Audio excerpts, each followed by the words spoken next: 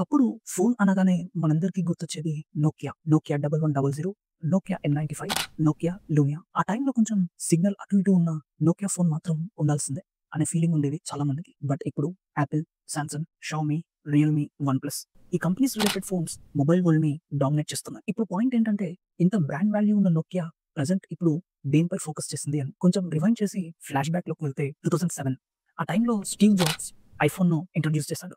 Touch screen revolution అప్పుడప్పుడే start అయింది. ఆ టైంలో నోకియా స్టిల్ ఇంకా కీప్యాడ్ ఫోన్స్‌ని మ్యానుఫ్యాక్చర్ చేస్తూ వచ్చింది.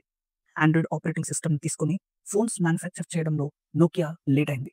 ఈవెన్ మైక్రోసాఫ్ట్‌తో కలిసి విండోస్ ఫోన్స్ రిలీజ్ చేసినా అది కూడా ఫెయిల్ అయిపోయింది. By 2014 Nokia sold its phone division to Microsoft. So basically the world moved to smart phones. But Nokia వెనుకబడిపోయింది. కానీ నోకియా కంపెనీ మొత్తం క్లోజ్ అవ్వలేదు.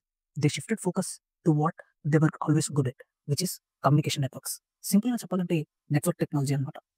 Nokia already one of the biggest players in telecom infrastructure like mobile towers, network equipment, fiber optics, and 5G base stations.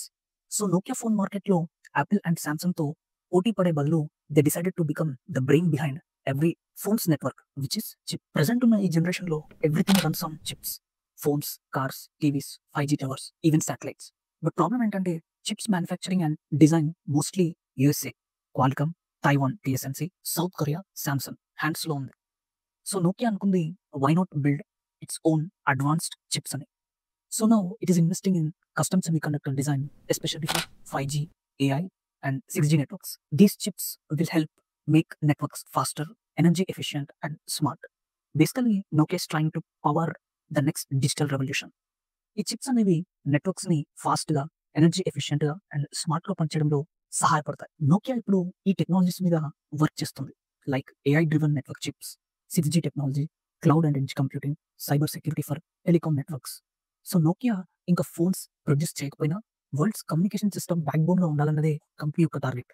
Finally మీరు మీ mobile ఫోన్పై Nokia అనే నేమ్ని చూడకపోవచ్చు, but the network connecting is still maybe the Nokia. That's the power of Nokia too. ఇలాంటి interesting stories కోసం ఛానల్కి subscribe అవ్వండి. మాట్లాడటం కాదు సార్, మీరు చేసి పెట్టాలి. చూద్దాంలే. చూడటం కాదండి, మీరు చెయ్యాలంతే. సరే.